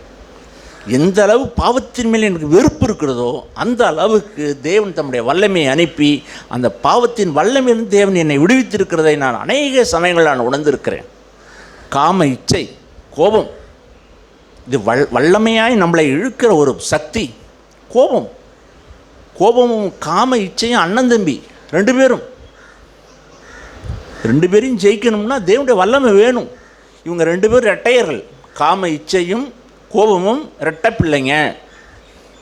இது 2 பேரையும் அழிக்கணும்னா தேவனுடைய கிருபை தான் வேணும், தேவனுடைய வல்லமை வேணும். தேவனுடைய வல்லமை இல்லாமல் நம்ம ஒருபோதும் ஜெயிக்க முடியாது. ஒவ்வொரு நாளும் ஆவியின் கனி பரிசுத்தனுடைய வல்லமையினால தான் இந்த கனிகள் உருவாகுது. இப்போ பழைய மரத்துக்கு ஒரு முற்றுப்புள்ளி வைக்கணும் அல்லவா? பழைய மரத்துக்கு நான் இடம் கொடுக்கணும்ல. பழைய மரத்துக்கு நான் இடம் கொடுக்காத பட்சத்தில் புது மரம் எப்படி உருவாகும்? நம்மள அநேகர் இன்னும் பழைய மரம் வெட்டி வீழ்த்தப்படலை. நான் நேர்மையாக சொல்லுவேன், வீழ்த்தப்படலை. இன்னும் அவங்களுடைய புறங்கூறுதல், பொறாமை, நாக்கை அடக்கிறது, தன் கண்களில், தன்னுடைய நாவில், சிந்தை வாழ்க்கையில் அவங்க உண்மையாக இருக்க பிரயாசப்படலை. உங்களையே நீங்கள் கேட்டு பாருங்கள். நான் யாரையும் கை நீட்டி குற்றப்படுத்த நான் விரும்பலை. உங்களையே நீ கேட்டு பாருங்க, உங்களை தாழ்த்துங்க. புது சிருஷ்டி உருவாகியிருக்கா என் வாழ்க்கையில்னு. நீங்கள் நாளைக்கு மரணம் உங்களுக்கு வந்தால் நீ எங்கே போவீங்கிறத யோசிப்பார். அடுத்த வாரம் நான் உங்களை பார்ப்பேங்கிற நிற்கிறேன் எனக்கு கிடையாது, ஆனால் எங்கே போவேங்கிற ஒரு நிற்கிறனை வேணும். ஆகையால் அருமையான என்னுடைய பிள்ளைகளை, மனந்திரும்புதலுடைய வாழ்க்கை நம்முடைய வாழ்க்கையில் அந்த கனி நிறைந்த ஒரு வாழ்க்கை. ஆகையினால் மரிக்கிற வாழ்க்கை. அவன் ஞானஸ்தானத்தின் அர்த்தம் என்ன? சாகிறது, மரிக்கிறது. அது இன்றைக்கி சடங்காச்சாரம் மாறக்கூடாது. நம்முடைய வாழ்க்கையில் கிறிஸ்தவ வாழ்க்கையெல்லாம் அர்த்தத்தோடு இருக்குது, அர்த்தத்தோடு தான் எல்லாமே இருக்குது. ஆனால் இன்றைக்கி அது என்னவா ஆயிடுச்சு தெரியுமா? சடங்காய், சம்பிரதாயமாய், வழக்கமாய் மாறிவிட்டது. நான் பயப்படுகிறேன். ஆண்டவரே, உங்களுடைய வார்த்தையை ஒருபோதும் கூட சடங்காய், சம்பிரதாயமாய், வழக்கமாய் வேண்டாம். நான் பயப்படுகிறேன். உங்களுடைய கட்டளைக்கு சிறியதோ பெரியதோ நான் நடுங்குறேன். ஆண்டவரே, எனக்கு உதவி செய்யுங்க. மனம் திரும்புதல் எப்போவோ நடந்த காரியமாய் நமக்கு ஒருபோதும் இருக்க வேண்டாம். இந்த பூமியை விட்டு போகிற நாள் வரைக்கும் மனம் திரும்புதல் என் வாழ்க்கையில் ஒவ்வொரு நாளும் எதெல்லாம் பாவனை தோணுதோ வாய்நாள் அறிக்கையிடணும். அறிக்கையிடணும், வாயினால் அறிக்கையிடணும். நம் வாயினால் அறிக்கையிட தேவன் விரும்புகிறார். ஆதாம் ஒளிந்து கொண்டது தேவனுக்கு தெரியாதோ? தெரியும். ஆதாமே எங்கே இருக்கிறாய்? நான் இங்கே இருக்கிறேன்னு அவன் வாயாலே சொல்லணும். அதனால தான் அவனை கேட்குறார். அநேக சமயங்கள் நம்முடைய பாவங்களை ஒத்துக்கொண்டு வாயினால் அறிக்கையிடணும் ஆண்டவர்கிட்ட. அப்போ நம்முடைய தோல்வியை ஒற்றுக்கொள்ளணும், என்னை தாழ்த்த வேண்டும். அதனால் வருகிற நாட்களில் மனம் திரும்புவதுடைய அர்த்தம் என்ன தெரியுமா? நான் மறிக்கிறேன், நான் செத்துட்டேன், பழைய மனுஷன் ஒளிஞ்சான் என் வாழ்க்கையில், புது மனுஷன் ஒருத்தன் பிறந்திருக்கான், அவன் வளரணும், ஆனால் புது மனுஷன் பிறந்திருக்கான். நிற்கிற வேணும் அருமையான என்னுடைய பிள்ளைகளே. நாங்கள் வருகிற நாட்கள் எல்லாம் மனம் திரும்புதல் சடங்காச்சாரமாய் நம்முடைய வாழ்க்கையில் இருந்துடவே கூடாது. அர்த்தத்தோடு நம்முடைய வாழ்க்கையில் நம்ம இருக்க வேண்டும். நாங்கள் வருகிற நாட்கள்லாம் மனம் திரும்புதலும் தாழ்மையும் இரட்டப்பில்லை. தாழ்மை உள்ளவங்க மனம் திரும்புவாங்க, மனம் திரும்புகிறவங்க தாழ்மையாக இருப்பாங்க. நாங்கள் வருகிற நாட்களில் மனம் திரும்புதலும் தாழ்மையும் நம்முடைய வாழ்க்கையில் இருக்கட்டும். சுயநலமும் பெருமை நிறைந்த அந்த ஆதாமுடைய சுபாவம் அவனை கொலை செய்திருக்கணும். அவன் கொலை செய்யப்பட வேண்டியவன் அவன். இதுதான் நடக்க வேண்டியது. அந்த ஞானஸ்தானத்துடைய அர்த்தம் என்ன? பழைய மனுஷன் சாகிறது, அங்கே புது சிருஷ்டி உருவாகும். அதுதான் கிறிஸ்துடைய சுபாவம். நாங்கள் வருகிற நாட்களில் நான் ஆயத்தமிழாக இருந்து, ஆண்டவரே என்னோடய வாழ்க்கையில் புது சிருஷ்டி, புது மரம் உருவாகட்டும். சில இடத்துல சில மரம் வச்சுருப்போம், அது புளிப்பு மரம், வெறும் நாறு மரம். அதை வெட்டி வீழ்த்தி எடுத்தாச்சு, வேறு மரம் கொட்டை போட்டு முளைச்சி வந்திருக்கு. அதில் வேறு புது கனிகள் உருவாகிறது போல் என்னுடைய வாழ்க்கையில் ஆண்டவரே இப்போ அன்பு, சாந்தம், சமாதானம், பொறுமை, தயவு, அந்த புது சுபாவம் வரணும். ஆண்டவரே எனக்கு உதவி செய்யுங்கன்னு சொன்னால் அவர் அதுக்கு உதவி செய்கிறவராக இருக்கிறார். வரும் நாட்களில் உண்மையான மனம் திரும்புதல், உண்மையான ஞானஸ்தானம், அர்த்தமுள்ள ஞானஸ்தானம், சடங்கு சம்பிரதாயம் நம்முடைய வாழ்க்கையில் வேண்டாம். தெய்வம் நம்ம ஒவ்வொருவருக்கும் உதவி செய்வாராக. ஆமேன். கேட்ட வார்த்தைகள் நம்ம நம்பிக்கை அறிக்கையிடலாம். தேவன் இந்த நாளிலும் பேசிய நல்ல வார்த்தைகளுக்கு நானும் நன்றி செலுத்துகிறேன். நான் கூட என்னுடைய வாழ்க்கையில் மனம் திரும்ப வேண்டிய காரியங்கள் நிறைய இருக்குது. ஆண்டவர் எச்சரிப்பின் செய்தியாக இதை நம்ம ஒருவருக்கும் கொடுத்துருக்காரு. நான் அப்படி தான் இந்த வார்த்தைகளை நான் ஏற்றுக்கொள்கிறேன். யோவான் ஸ்நானகன் தன்னுடைய சுவிசேஷத்தை ஆரம்பிக்கும் போதும் அவர் நான் எதிர்பார்த்தது மனம் திரும்பணுன்ட்டு. அதே மாதிரி பின்னாடியே பார்த்தோம்னா இயேசு கிறிஸ்துவும் ஆரம்பிக்கும் போது மனம் திரும்புங்கள், பரலோக ராஜ்யம் சமீபமாக இருக்கிறது அப்படின்ட்டு தான் ஆரம்பிப்பார். அதனால் ஆண்டவராக இயேசு கிறிஸ்து நம்மகிட்ட முதலாவது எதிர்பார்க்குறது இந்த ஆவிக்குரிய வாழ்க்கையில், கிறிஸ்துவ வாழ்க்கையில் மனம் திரும்புறது தான். மனம் திரும்பணும் அப்படின்னா நான் என்னை தாழ்த்தணும். ஆண்டவர் பேசும்போது அவருக்கு செவி கொடுத்து நான் என்னையே தாழ்த்தும் போது தான் அந்த மனம் திரும்புதலுக்குள்ளே நான் போக முடியும். அப்படி மனம் திரும்பும் போது தான் பரலோக ராஜ்யம், இந்த பூமியிலே பரலோக ராஜ்யம் சமீபமாக கூடவே இருக்கும். அதுதான் யோவான் ஸ்நானகனும் ஆண்டவராக இயேசு கிறிஸ்துவும் ஆரம்பத்தில் அறிவித்தது.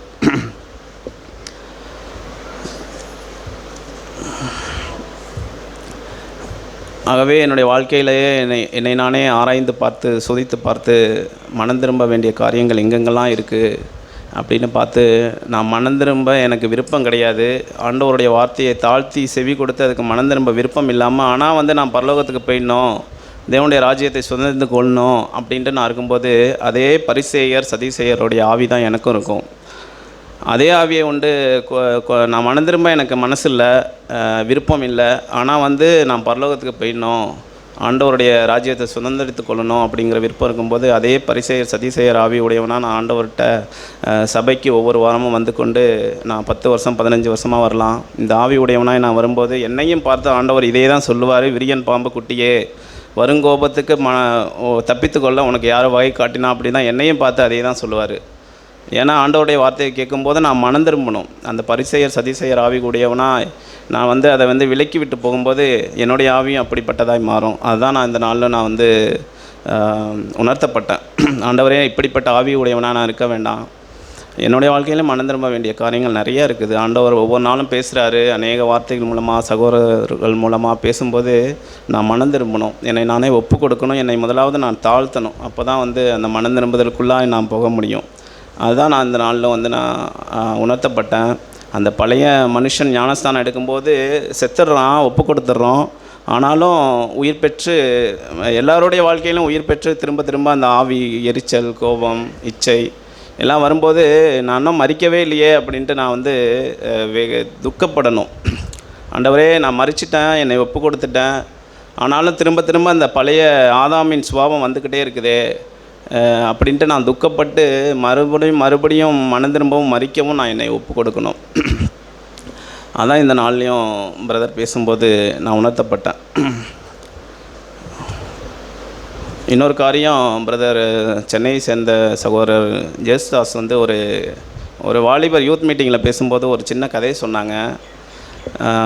மனம் திரும்ப எனக்கு விருப்பம் இல்லை, பாவத்திலேருந்து நான் வெளில வரணுன்ட்டு விருப்பம் இல்லை, ஆனால் வந்து நான் பாவத்திலேருந்து வெளில வர விருப்பம் இல்லாத போது நான் என்ன ஒன்று அறியாமல் இருக்கேன்னா, என்னை சுற்றி அவ்வளவு ஆபத்து, பாதுகாப்பு இல்லாத ஒரு சூழ்நிலை என்னை சுற்றி இருக்குது. அதை நான் உணராமல் நான் அந்த பாவத்திலேயே வாழ்ந்துக்கிட்டு அந்த பாவத்தை ருசி பார்த்துக்கிட்டு இருக்கிறேன் அப்படிங்கிறத உணர்த்தும்படியாக பிரதர் ஒரு சின்ன ஸ்டோரி சொன்னாங்க. என்னென்னா, ஒரு வாலிபன் வந்து காட்டுக்குள்ளே அப்படியே நடந்து போயிட்டுருக்காப்புல. போகும்போது ஒரு பெரிய சத்தம் ஒன்று, கர்ஜிக்கிற சத்தம் ஒன்று கேட்குது. என்னான்னு பார்த்தா ஒரு சிங்கம் ஒன்று வருது.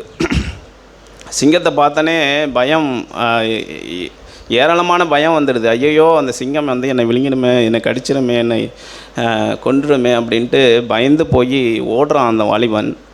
ஓடும்போது எப்படியாவது அந்த சிங்கமும் பின்னாடியே துரத்திக்கிட்டே வருது. எப்படியாவது அந்த சிங்கத்திட்டேருந்து தன்னை காப்பாற்றி கொள்ளணும் அப்படின்ட்டு என்ன பண்ணுறான்னா, ஓடி போய் ஒரு கிணறு ஒன்று இருக்குது, அந்த கிணத்துல குதித்தோம்னா நம்ம சிங்கத்துலேருந்து என்னை நான் காப்பாற்றி கொள்ளலாம் அப்படின்ட்டு அந்த கிணத்துக்குள்ளே குதிக்கிறான். குதிக்கும்போது பார்த்தா கிணத்துக்குள்ளே வந்து முதலைகள் நிறைய கிடக்குது. உடனே நான் என்ன பண்ணுறான், இவன் குதிக்கும்போது அந்த கிணத்து பக்கத்துலேருந்து ஒரு மரம் வந்து வளைந்து அந்த கிணத்துக்குள்ளே போகுது. அதை பிடிச்சிட்றான். பிடிச்சிட்டு சரி நம்ம முதலைகிட்டேருந்து நம்மளை தப்பிச்சுக்கணுன்ட்டு அதை பிடிச்சிட்டு தொங்கும்போது மேலே சிங்கம் இருக்குது, கிணத்துக்குள்ளே பார்த்தா முதலைகள் இருக்குது. இந்த 2 சுச்சுவேஷன்லாம் அவன் இருக்கான். இன்னொன்று என்ன ஆகுதுன்னா, அவன் குதிக்கும்போது அந்த கிளையில் வந்து ஒரு பாம்பு தூங்கிட்டு இருந்திருக்கு. இவன் குதிக்கும்போது அந்த ஷேக் ஆனதில், அந்த குலுக்குனதில் அது டிஸ்டர்ப் ஆகி அந்த பாம்பு முழிச்சிக்குது. பாம்பு வந்து அவனை வந்து அவனுடைய தலைக்கு மேலே நிற்கிது. மேலே பார்த்தா சிங்கம் நிற்கிது, கிணத்துக்குள்ளே முதலைகள் இருக்குது. இப்படி ஒரு சுச்சுவேஷன்லாம் அவன் மாட்டிக்கும் போது இதே நேரத்தில் என்ன நடக்குதுன்னா, அந்த மரக்கிளையில் வந்து ஒரு தேன்கூடு ஒன்று இருக்குது. அந்த தேன்கூடும் வந்து அந்த உழுக்கப்பட்டு என்ன ஆகுதுன்னா, அந்த தேன் வந்து வலியுது.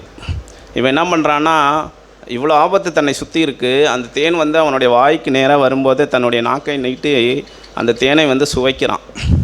நல்ல டேஸ்ட்டாக இருக்குது அப்படின்ட்டு. இப்போ என்னன்னா, சுற்றி ஆபத்து இருக்குது, கீழே விழுந்தால் முதலை அவனை சாப்பிட்றோம், பாம்பு மேலே நிற்கிது, சிங்கம் இருக்குது. இப்படி தன்னை சுற்றி ஆபத்தை வச்சுக்கிட்டு இவன் வந்து அந்த தேனை ருசிக்கும்போது இதை தான் வந்து பிரதர் சகோதரர் அருமையாக சொன்னார். என்னை சுற்றி இவ்வளவு ஆபத்து இருக்கிறத உணராமல் நான் பாவம் செய்யும்போது அந்த ஆபத்துலேருந்து நான் எப்படி தப்பித்து கொள்ள முடியும்? நான் எப்போ உணராமல் இருக்கணும், என்னை சுற்றி நான் பாவம் செய்யும்போது என்னை சுற்றி ஆபத்து இருக்குது அப்படின்ட்டு உணராமல் இருக்கணும். அப்போ வந்து நான் வந்து அதில் வந்து நான் விழுந்து சாக தான் வேணும் அப்படின்ட்டு பிரதர் சொன்னார். அதுதான் நானும் இந்த நாளிலும் உணர்த்தப்பட்டு அதை நான் என்னுடைய நம்பிக்கையாய் இந்த வேலையிலும் அறிக்கையிடுகிறேன். என்னை சுற்றி ஒரு ஆபத்து இருக்குது நான் பாவம் செய்யும்போது. ஆண்டவராக இயேசு கிறிஸ்து நான் மனம் திரும்பி மாறணும், அந்த பழைய சுபாவம் ஒழியன்னு தான் விரும்புகிறாரு. அதை நான் உணர்ந்தவனாய் மனம் திரும்ப தேவனுடைய எச்சரிப்பின் வார்த்தை கேட்கும் போதெல்லாம் மனம் திரும்ப என்னை நான் மாற்றிக்கொள்ள என்னுடைய பழைய மனிதனை நான் ஒப்பு கொடுத்து மறிக்க ஆண்டவர் உதவி செய்வார் என்று என்னுடைய நம்பிக்கையும் விசுவாசத்தையும் அறிக்கையிடுகிறேன். ஆமென்.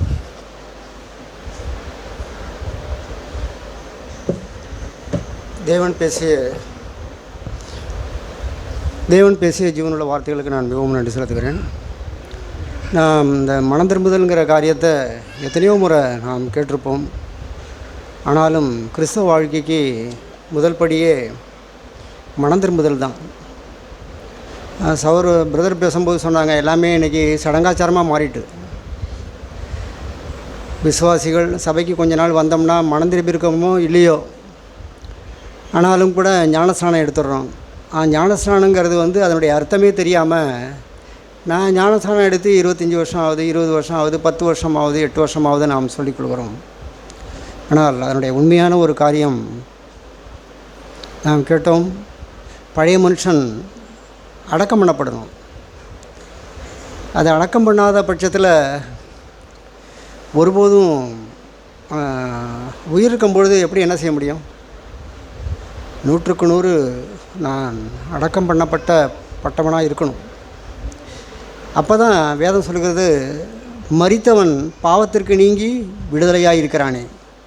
நான் உயிரோடு இருக்கிற வரைக்கும், பழைய மனுஷன் இருக்கிறது வரைக்கும் என்னுடைய வாழ்க்கையில் பாவம் இருக்க தான் செய்யும். அவன் கேட்டோம் இல்லையா கலாத்தியரில், மாம்சத்தின் கிரியைகள் வெளியரங்கமாக இருக்கின்றன அப்படின்னு சொல்லி. அந்த கலாத்தியர் 6 நாம் மறுபடியும் எடுத்துக்கொள்ளலாம்.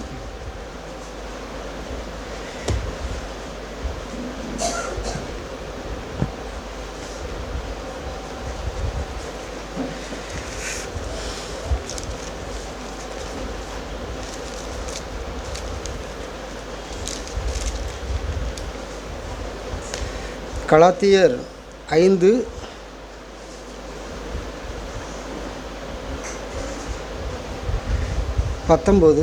மாம்சத்தின் கிரியைகள் வெளியரங்கமாக இருக்கின்றன.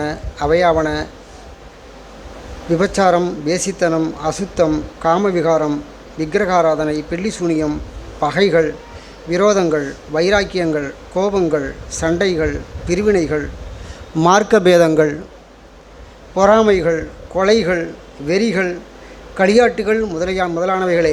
இப்படிப்பட்டவைகளை செய்கிறவர்கள் தேவனுடைய ராஜ்யத்தை சுதந்திரிப்பதில்லை என்று முன்னே நான் சொன்னது போல இப்பொழுதும் உங்களுக்கு சொல்லுகிறேன்.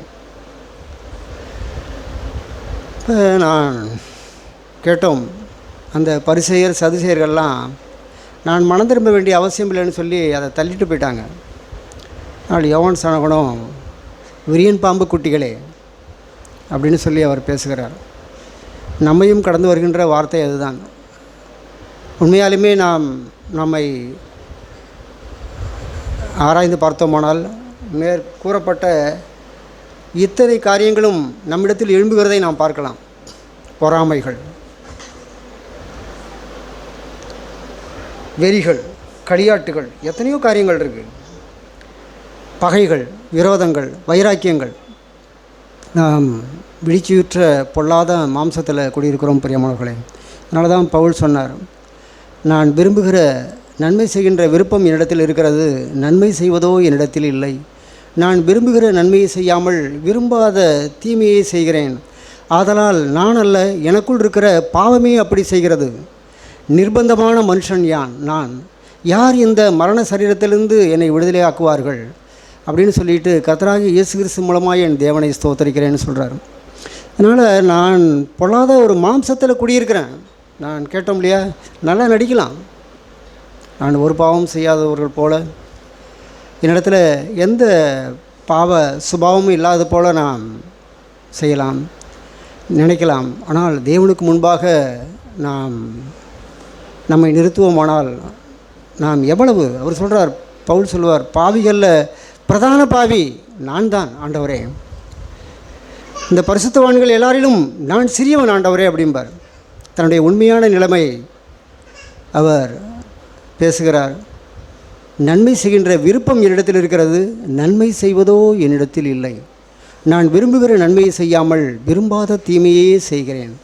ஆதலால் நான் அல்ல, எனக்குள் இருக்கிற பாவமே அப்படி செய்கிறது. இப்போ இந்த பாவத்துக்கு ஒரு முற்றுப்புள்ளி வைக்கணும்னா என்னை குறித்து நான் அறிவிருக்கணும். என்னிடத்தில் இருக்கிற சுயம், என்னுடைய பெருமை. சில சமயத்தில் நான் அதற்கு முன்னாடி இருந்த வாழ்க்கையில் பார்த்தோம்னா, என்னிடத்துல யாராவது பேசுனாங்கன்னா என்னிடத்துல பெருமை நிறையா வரும். எப்படியாகிலும் நம்மிடத்தில் இருக்கிறதெல்லாம் சொல்லிடணும்.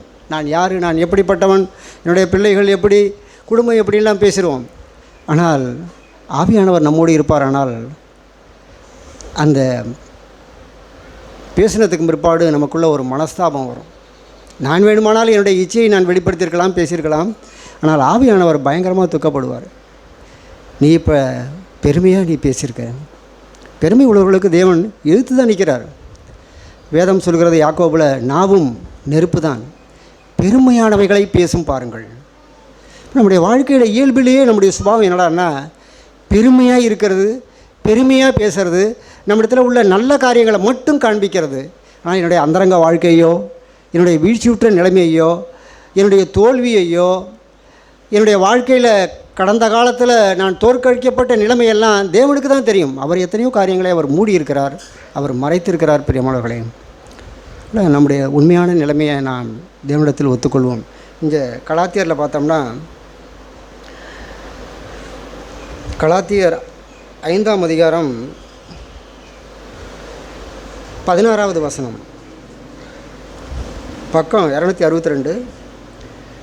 பின்னும் நான் சொல்லுகிறது என்னவென்றால், ஆவிக்கேற்றபடி நடந்து கொள்ளுங்கள், அப்பொழுது மாம்ச இச்சையை நிறைவேற்றாது இருப்பீர்கள். பின்னும் நான் சொல்லுகிறது என்னவென்றால், ஆவிக்கேற்றபடி நடந்து கொள்ளுங்கள், அப்பொழுது மாம்ச இச்சையை நிறைவேற்றாது இருப்பீர்கள். மாம்சம் ஆவிக்கு விரோதமாகவும் ஆவி மாம்சத்துக்கு விரோதமாகவும் இச்சிக்கிறது. நீங்கள் செய்ய வேண்டும் என்று இருக்கிறவைகளை செய்யாதபடிக்கு இவைகள் ஒன்றுக்கொன்று விரோதமாக இருக்கிறது. ஆவியினால் நடத்தப்படுவீர்களானால் நீங்கள் பிரமாணத்திற்கு கீழ்ப்பட்டவர்கள் அல்ல அப்படின்னு சொல்லிட்டு தான் அவர் சொல்கிறார். மாம்சத்தின் கிரியைகள் வெளியரங்கமாக இருக்கின்றன. அடுத்துக்கு கீழே 22வது வசனம் பார்த்தோம்னா, ஆவியின் கனியோ அன்பு, சந்தோஷம், சமாதானம், நீடிய பொறுமை, தயவு, நற்குணம், விசுவாசம், சாந்தம், இச்சையடக்கம். இப்படிப்பட்டவைகளுக்கு விரோதமான பிரமாணம் ஒன்றுமில்லை. கிறிஸ்துவனுடையவர்கள் தங்கள் மாம்சத்தையும் அதன் ஆசை இச்சையையும் சிலுவையில் அறைந்திருக்கிறார்கள். சிலுவையில் கிறிஸ்துவை உடையவர்கள் மாம்சத்தையும் அதன் ஆசை இச்சைகளையும் சிலுவையில் அறைந்திருக்கிறார்கள். நாம் கேட்டோம், விருத்த சேதனம் ஒன்றுமில்லை, விருத்த சேதனம் இல்லாமையும் ஒன்றுமில்லை, புது சிருஷ்டியே காரியம். நம்முடைய வாழ்க்கையில் புது சிருஷ்டி கிறிஸ்துவுக்குள் ஒருவன் இருந்தால் புது சிருஷ்டியாய் இருக்கிறான். பழையவைகள் யாவும் ஒழிந்து போயின, எல்லாம் புதிதாயின. நான் கிறிஸ்துவுக்குள் இருப்பேன், ஆனால் என்னுடைய பழைய மனுஷன், பழைய சுபாவம், பழைய பேச்சு, பழைய வாழ்க்கை எல்லாமே ஜீரோவாக போயிருக்கும், எல்லாம் ஒழிந்து போயிருக்கும். இப்போ புதிய மனுஷனாய் நாம் இருக்கிறோமா? என்னுடைய வாழ்க்கையில் புது சிருஷ்டியாக இருக்கிறோமா? நம்மை ஆராய்ந்து பார்ப்போம். பிரியமானவர்களே, ஆண்டவரை பார்த்தோம்னா, அவர் மாம்சத்தில் இருந்த நாட்களில் தம்மை ரட்சிக்க வல்லவரை நோக்கி பலத்த சத்தத்தோடும் கண்ணீரோடும் வேண்டுதல் செய்தார். 2 நாளாக 9-10 2 நாள் நான் டெய்லி டிவோஷன் இன்று அவருடைய சத்தம் வாசிக்கும் பொழுது, அவர் பிரதர் சாக் எழுதும் பொழுது சொல்கிறாங்க, துயரப்படுகிறவர்கள் பாக்கியவான்கள், அவர்கள் ஆறுதல் அடைவார்கள். துயரம்னா எதை குறித்தான துயரம்? நான் வீடுகளில் படிச்சிருப்போம். என்னை யாராவது தவறாக நடத்திட்டாங்க, எனக்கு விரோதமாக பேசிட்டாங்க அப்படின்னு சொல்லி நம்முடைய சுய பட்சாதாபத்துக்காக, சுயத்துக்காக நாம் பரிதாபம் கொள்கிறோமா? துயரப்படுகிறோமா? இல்லை, ஆண்டவரே நான் இப்படிப்பட்ட கோபக்காரனாக இருக்கேன் ஆண்டவரே, நான் நடிக்கிறவனாக இருக்கிறேன் ஆண்டவரே, நான் இப்படி பேசியிருக்க வேண்டியில்லை ஆண்டவரே, இடத்துல பெருமை இருக்குது ஆண்டவரே, நான் ஒரு மாய்மாலக்காரனாக இருக்கிறேன் ஆண்டவரே. இது எப்போ தெரியும்? நான் ஆவியினுடைய சத்தத்தை கவனமாய் கேட்போமானால், இந்த உலகத்தினுடைய சத்தத்தை காட்டிலும் நம்முடைய மனசாட்சியின் சத்தம், ஆவியானவருடைய சத்தம் பெருசாக இருக்கும். நான் எவ்வளவு பெரிய காரியத்தை செய்திருந்தாலும், நல்லா பிரசங்கம் பண்ணியிருந்தாலும், என்ன பண்ணியிருந்தாலும், நான் தவறும் பொழுது என்னுடைய தவறை சுட்டி காண்பிக்கிற ஒரே ஆண்டவர், ஆவியானவர் நம்மோடு இருக்கிறார். அவர் என்னுடைய மனசாட்சியிலிருந்து நாம் சுத்த மனசாட்சி உடையவர்களாய், கூர்மையான மனசாட்சி உடையவர்களாய் இருப்போமானால், நீ இப்போ நடந்துக்கிட்ட விதம் சரியில்லை, நம்முடைய கண்களில் இப்போ சுத்தம் இல்லை அப்படின்னு சொல்லி நம்முடைய அந்தரங்க வாழ்க்கையில் அவர் பெரியவராய் இருந்து அவர் நம்மோடு பேசுவார். பிரியமானவர்களே, அந்த சத்தத்தை யாராலும் அதை அமைதிப்படுத்தவே முடியாது. அதனால் பிரியமானவர்களே, நாம் அவருடைய சத்தத்துக்கு செவி கொடுப்போம். தேவன் நம்ம ஒவ்வொருவருக்கும் உதவி செய்வாராக. ஆமென். நாம் எழுந்திருக்கலாம்.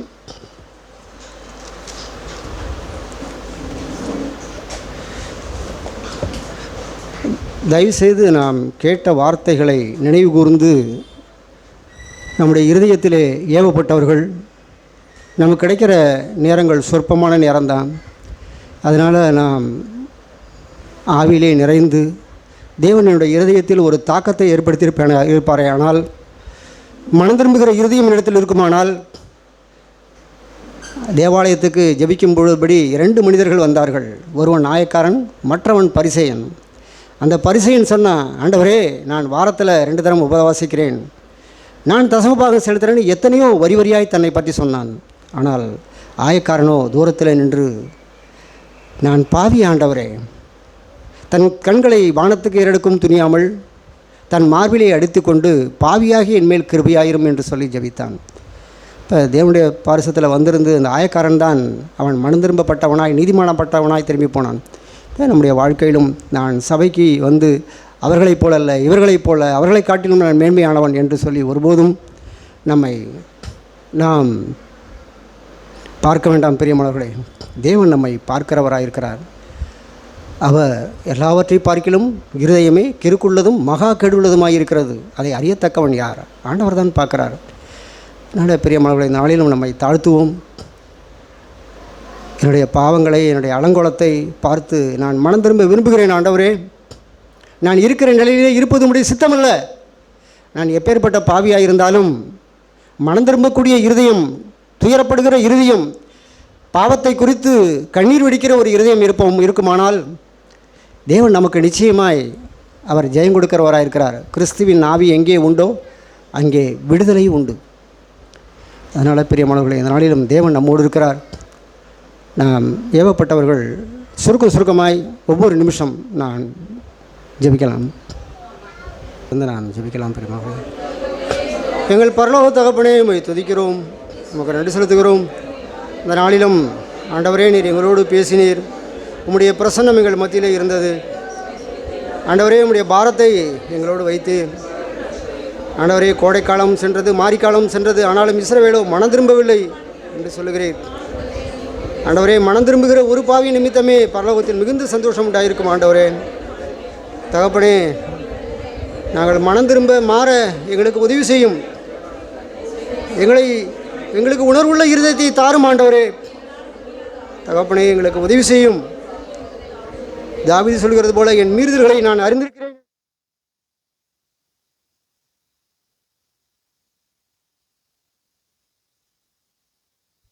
எங்கள் பரலோக தகப்பனே, உம்மை துதிக்கிறோம். வானத்திற்கும் பூமிக்கும் ஆண்டவரே உமக்கு நன்றி செலுத்துகிறோம்.